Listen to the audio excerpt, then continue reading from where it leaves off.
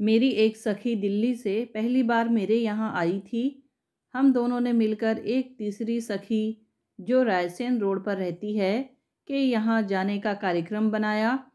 इस महानगर में दूरियां इतनी हैं कि एक शहर में रहते हुए भी सालों एक दूसरे के घर आना जाना नहीं हो पाता। बस फोन से बात हो जाती है। इसलिए मैं खुश थी कि चलो दिल्ली वाली के बहाने मेरा भी मिलना हो जाएगा। पर जब रिक्शे वाले से बात की तो सारी खुशी काफुर हो गई। उसने इतने पैसे बताए कि मेरी तो जान ही सूख गई। रुआंसे शौर में कहा, भैया इतने में तो हम इंदौर हो आएंगे। वह पान की पीक से रंगे अपने दांतों को निपोरते हुए बोला, मैडम इतने पैसों में तो आप बस स्टैंड भी नहीं पहुंच पाएंगी। इंदौर तो दूर की बात है। उसका कहना भी ठीक था। जब वे बस स्टैंड हलानपुरा चला गया है, जनता सचमुच हलाल हो रही है। खैर जाना तो था ही, इसलिए मन मारकर रिक्शे में बैठ गए। और चूंकि मैं मेजबान थी, इसलिए कलेजे पर पत्थर रखकर पैसे भी मैंने ही चुकाए। सहेली के स्वागत अकाउंट में एक और मद का इजाफा हो गया। वहाँ हमारी प्रतीक्षा हो ही रही थी, क्योंकि रिक्शे की आवाज़ सुनते ही सदर दरवाज़ा खुला और उसमें से भृत्य महोदय नमूदार हुए।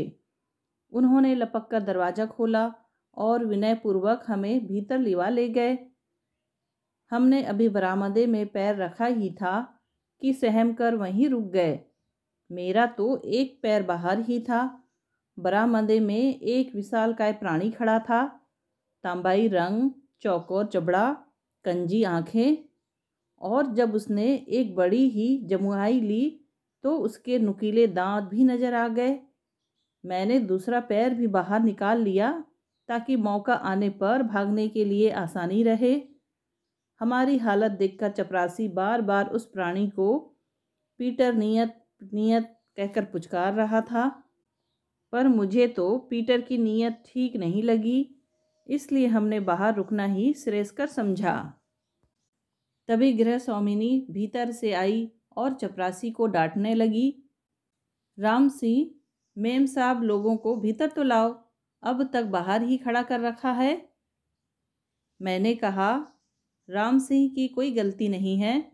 उसने तो बड़े आदर मान के साथ हमें भीतर आने के लिए कहा था, पर हमारी हिम्मत नहीं पड़ रही है। ये तुमने कौन सा प्राणी पाल रखा है? रेनडियर है या yak? Don't be ridiculous, he is simply a dog. Maybe, but he is not a simple dog. अरे वो रसियन है। मेरे हस्बैंड 2 साल के लिए डेप्यूटेशन पर रसिया गए थे ना, वहाँ से लेते आए हैं। अब यहीं खड़ी रहोगी या भीतर भी चलोगी? उसके खूबसूरत ड्राइंग रूम में स्थानापन्न होने के बाद दिल्ली वाली बोली, तेरे मियाँ को रसिया में इससे सुंदर कोई चीज़ नहीं मिली क्या? सुनकर मेरा तो दिल कांप गया, क्योंकि पीटर ठीक हमारे सामने वाले सोफे पर आकर बैठ गया था और हमें ही घूर रहा था। अगर यह टिप्पणी कहीं उसे नागवार गुजरी तो? उस टिप्पणी के जवाब में गृह स्वामिनी जो शुरू हुई तो रसिया प्रवास की पूरी गाथा सुनाकर ही दम लिया। फिर वह चाय बनाने के लिए उठी। हमने उसे बहुतेरा समझाया कि हम चाय पीकर ही आए हैं, ये भी कि हमें राम सिंह के हाथ की चाय चलेगी, तुम्हें कष्ट करने की ज़रूरत नहीं है, वगैरह वगैरह। पर जब वह नहीं मानी तो मैंने कहा, प्लीज़ अपने लाडले को भी अपने साथ लेती जाओ, ये हमें बुरी तरह घूर रहा है। नहीं रे, तुम लोग यूं ही घबरा रही हो, उसने कहा और पीटर को ऐसे समझाना शुरू किया जैसे कोई माँ बच्चे को समझाए कि मेरी गैर हाजिरी में कोई शैतानी मत करना। हमें उसके भाव तो समझ में आ रहे थे, पर शब्द अनजाने थे। मैंने पूछा, ये तुम कौन सी भाषा बोल रही हो?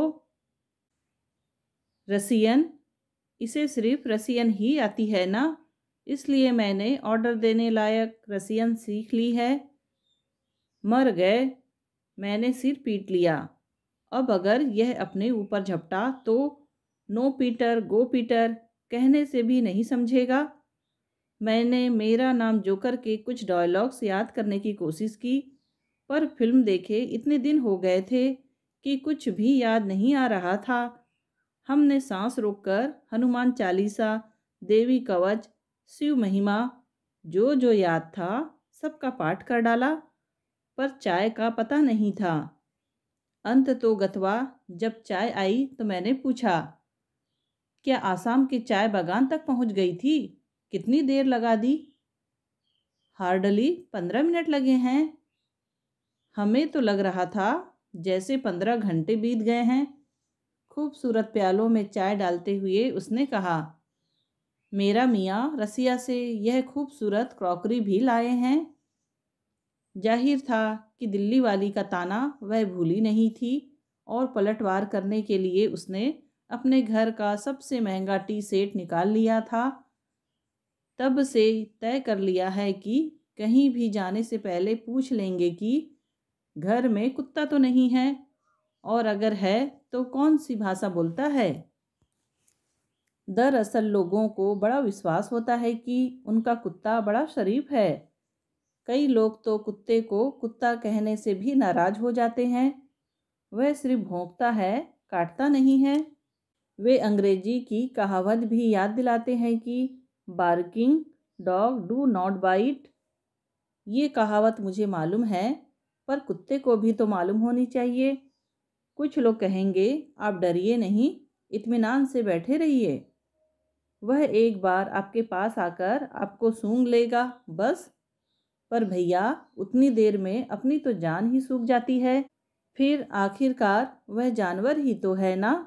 आजकल आप इंसान की गारंटी नहीं दे सकते, कुत्ता क्या चीज़ है। मेरे एक पड़ोसी के यहाँ एक पति पत्नी शादी का कार्ड देने आए। अब उन्हें और भी 10 जगह जाना होगा, सो श्रीमती जी औपचारिकताएं पूरी करके गाड़ी में आकर बैठ गईं। दोनों मित्र गेट पर खड़े होकर बातें करने लगे। पुरुषों की यह खास आदत है, महिलाओं की महफिल अपने सबाब पर होंगी और उन्हें अचानक घर याद आने लगता है, और जब महफिल उखड़ जाती है तो खुद घंटों गेट मीटिंग करते रहते हैं। उस दिन भी यही हुआ। श्रीमती जी 2-3 बार इशारा किया, एक बार कार्ड हवा में लहराए, 1-2 बार कलाई घड़ी दिखाई, पर उनकी बातें थी कि ख़त्म ही नहीं हो रही थी। श्रीमती जी रिमाइंडर पर रिमाइंडर भेजे जा रही थी।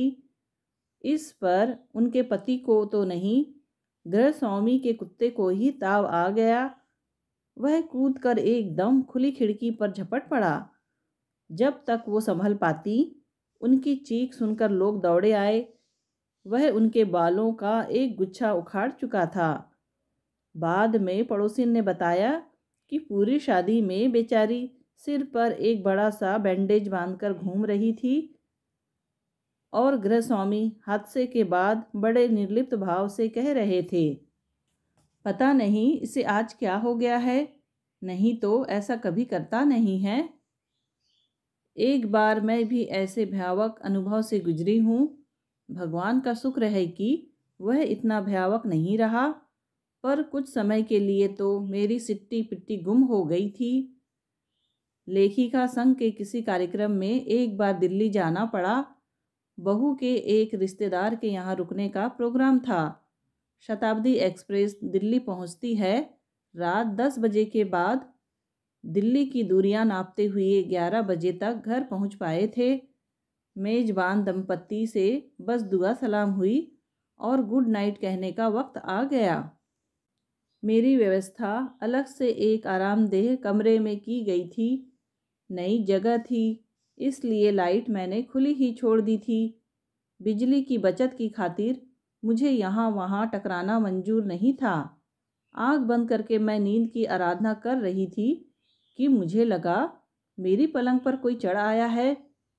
मैं तो दरवाज़ा बंद करके सोई थी, फिर क्या कोई पहले से ही कमरे में था? हे भगवान! क्या 65 वर्ष की उम्र में भी नारी निश्चिंत नहीं हो सकती? इष्ट देव का जाप करते हुए मैंने धीरे से आंख खोली और चोर नज़रों से देखा। मेरे पैरों के पास बादामी रंग का झबरे बालों वाला एक कुत्ता बैठा हुआ था। वो तो कमरे की लाइट जली हुई थी, इसलिए मैं उसे ठीक से देख सकी। नाइट लैंप की रोशनी में तो मैं उसे कंबल ही समझती। उसके बाल इतने लंबे और घने थे कि मुश्किल से चेहरा नजर आ रहा था। कुत्ता बेशक छोटा था, पर था तो कुत्ता। और यह तो कहीं भी नहीं पड़ा कि छोटा कुत्ता काटता नहीं है। सांस रोककर मैंने धीरे धीरे अपने पैर सिकुड़ने शुरू किए। जैसे जैसे मैं जगह खाली करती गई, वह पसरता गया। धीरे धीरे मैं पलंग के किनारे सरकती गई। पलंग से उठकर मैंने एक सांस में दरवाज़ा नापा। पलक झपकते ही मैं दरवाजे से बाहर आ गई और दरवाज़ा बंद कर लिया। अब क्या हो? उतनी रात में मैं घर का जुग्राफिया ठीक से समझ नहीं पाई थी। समझ भी लेती तो भी रात 12 बजे गृहस्वामी के बेडरूम का दरवाज़ा खटखटाने की अशिष्टता न करती। मैंने इधर उधर देखा। बरामदे में एक ओर से रोशनी की हल्की सी किरण दिखाई दी। दिमाग पर जोर डालने पर याद आया कि वह ड्राइंग रूम में था। वहीं मेरी अगवानी की गई थी। वहाँ बड़े बड़े सोफे थे, दीवान भी था। तय कर लिया कि रात वहीं गुजार दी जाए। गनीमत थी कि अभी नवंबर की शुरुआत थी। दिल्ली की मशहूर ठंड का अभी आगाज नहीं हुआ था, नहीं तो सुबह तक मेरी कुल्फी ही जम जाती। मेरे हॉल में कदम रखते ही आवाज़ आई, आंटी, एनी प्रॉब्लम? वह मेजबान का नौजवान बेटा था, जो दीवान पर लेटकर खूबसूरत लैंप की रोशनी में पढ़ रहा था। मैंने कहा, बेटा, मेरे कमरे में एक कुत्ता है, मेरी पलंग पर बैठा है।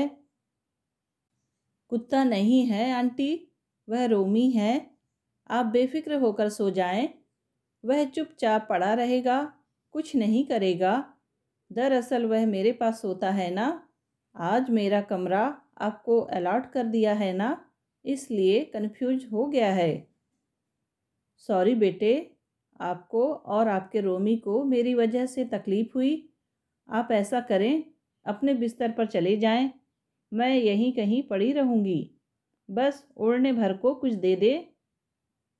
नहीं आंटी, ऐसा कभी होता है? चलिए, मैं उसको ले आता हूँ। आप इत्मीनान से सोइए। और वह सचमुच कमरे में जाकर उसे उठा लाया। बालों की वजह से मैं उसकी आंखें नहीं देख पाई, पर उनमें मेरे लिए ज़रूर गुस्सा झलक रहा होगा। मेरी एक सखी को कुत्ते पालने का बहुत शौक़ है। हमारी दोस्ती को 50-55 वर्ष हो चले हैं।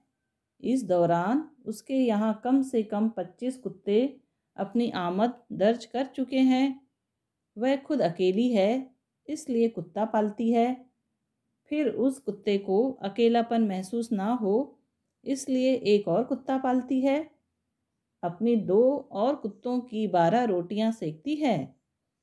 मैं कहती हूँ, एक रोटी वाली रख लो, तो कहती है, अरे, अब अकेली जान के लिए कहाँ महाराजिन ढूंढती फिरूंगी। यह मेरी सखी पाक कला में प्रवीण है, बिना खिलाए आने नहीं देती। पर उसके यहाँ खाना खाना किसी सर्कस से कम नहीं है। खाने की मेज पर प्लेट, चम्मच, कटोरी, गिलास के साथ साथ एक छोटी सी छड़ी भी रखी रहती है। यह छड़ी उन लाडलों को धमकाने के लिए होती है, जो आपकी थाली से रोटी उठाने की पुरजोर कोशिश करते हैं। उनसे बचने का एक और उपाय है। थोड़ी थोड़ी देर बाद रोटी के टुकड़े दूर तक फेंके जाएं। आपका थ्रो इतना अच्छा होना चाहिए कि उनके वापस लौटने तक कम से कम 2 कौर आप खा सकें। इस हड़बोंग में पता ही नहीं चलता कि आपने कितना खाया है और कितना खिलाया है। सारा ध्यान उनकी कलाबाजियों पर केंद्रित रहता है। सुस्वादी खाने का स्वाद ही पता नहीं चलता। खाना तो खैर बाद में, पर उसके यहाँ जाना भी एक समस्या है। गेट पार करने के बाद एक संकरा जीना आता है। इतना संकरा कि मोटा आदमी तो फंस ही जाएगा। सीढ़ियाँ खूब ऊंची ऊंची।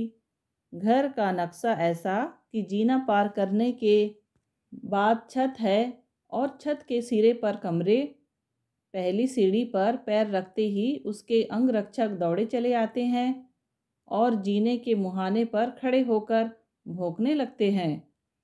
हर बार नया नमूना होता है, इसलिए पुरानी पहचान का हवाला भी नहीं दिया जा सकता। पहले तो यह होता था कि उन लोगों का भौंकना सुनते ही वह भी उन लोगों के पास आकर खड़ी हो जाती थी। फिर हम निश्चिंत भाव से सीढ़ियाँ चढ़ जाते थे। अब वह भी मेरी तरह 70 पार की हो गई हैं। अर्थराइटिस की मरीज है, बहुत धीरे धीरे चलकर आती है। तकलीफ ज़्यादा हो तो आती भी नहीं। फिर मेरी भी अब उम्र वह नहीं रही कि कुत्तों के लपकते ही अबाउट टर्न करके दौड़ लगा दूं। अव्वल तो उस जीने में अबाउट टर्न करना भी संभव नहीं, और इस उम्र में दौड़ लगाना तो और भी कठिन है। अब तो जाने से पहले फ़ोन कर देते हैं। वह छत पर नज़र आ जाती है, तभी गेट खोलते हैं। कुछ लोग कुत्तों के बड़े अजीब अजीब से नाम रखते हैं। टीपू, मोती, शेरू, ये नाम तो अब पुराने पड़ गए हैं। बीच में टाइगर, रोमी, टोनी, हनी, रॉकी आदि नामों का भी काफ़ी चलन था। सीबा, सीना, डायना नाम भी लोकप्रिय रहे हैं। कुछ लोग अपने व्यक्तिगत राग द्वेषों को भुनाने के लिए चर्चिल, चार्ल्स, बुश, रोनाल्ड जैसे नाम भी रखते हैं। स्वर्गीय श्री शरद जोशी जी के कुत्ते का नाम स्वान था। स्वर्गीय प्रभात गांगुली जी की कुतिया का नाम मानुसी है। हमारे एक परिचित थे, उनके कुत्ते का नाम एरो और बच्चे का नाम हैप्पी था। दोनों ही प्राणी अच्छे खासे गोल मटोल थे। दोनों ही नाम थोड़े अपरिचित से थे।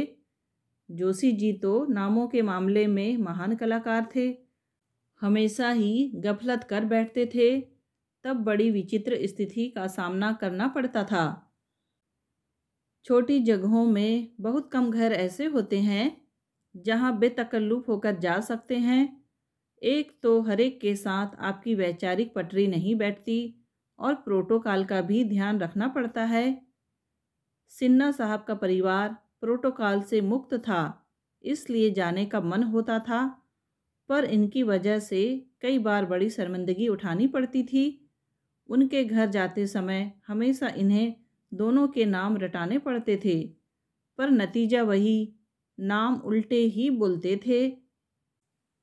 एक दिन मैंने कहा, हम लोग सिन्हा साहब से मिलते जाते हैं, उनके कुत्ते से मिलने तो नहीं जाते ना, तो कुत्ते का नाम भूल जाइए, सिर्फ बच्चे का नाम याद रखिए, हैप्पी हैप्पी हैप्पी। इस तरह उनका ब्रेन वॉश करने के बाद एक दिन हम लोग सिन्हा साहब के यहाँ पहुँचे। जैसा कि अमूमन होता है, गृह स्वामी से पहले कुत्ता ही स्वागत करता है। एरो भी अपने नाम को सार्थक करता हुआ तीर की तरह आया और दोनों पंजे इनकी छाती पर रखकर खड़ा हो गया। अब ये कहे जा रहे हैं, go happy, no happy, come on happy, shake hand happy. मेजबान लोग जब बाहर आए, यही जुगलबंदी चल रही थी। उस समय उनके चेहरे पर जो भाव उभरे, उन्हें मैं आज तक भूल नहीं पाई हूँ। अंत में एक किस्सा और। जोशी जी के एक बॉस बहुत ही खड़ूस किस्म के थे। वैसे तो बॉस और खड़ूस पर्यायवाची शब्द हैं, पर ये जरा ज़्यादा ही खुसट थे। उनके सामने पड़ने से सब घबराते थे। एक दिन रविवार को उनका फ़ोन आया, एक ज़रूरी फ़ाइल मंगवाई थी। ये विनम्रतापूर्वक बोले, सर मैं अभी लेकर हाजिर होता हूँ। वे फ़ोन पर दहाड़े, मुझे सिर्फ फ़ाइल चाहिए, तुम्हारी ज़रूरत नहीं है। ये मुझसे बोले, अब अगर मैं गया तो ये सनकी सोल्जर फाइल लेकर मुंह पर ही दरवाज़ा बंद कर देगा। फिर इन्होंने अपने चपरासी को भेजा। जाते हुए सख्त हिदायत दी कि एकदम गेट मत खोलना, उनका कुत्ता बड़ा खतरनाक है। घंटी बजाकर प्रतीक्षा करना, जब कोई बंगले के अंदर से निकले तभी तुम गेट के अंदर पाँव देना। ये तो निर्देश देकर कमरे में चले गए। चपरासी मुझसे बोला, मैडम, बाहर वालों को तो मैं निपट लूँगा, पर भीतर वाले का क्या करूँ? उसकी अद्भुत व्यंग्यजना पर मैं दंग रह गई। दोस्तों, कहानी सुनने के लिए आपका धन्यवाद। कहानी पसंद आई हो तो प्लीज़ लाइक, शेयर और सब्सक्राइब ज़रूर कीजिए।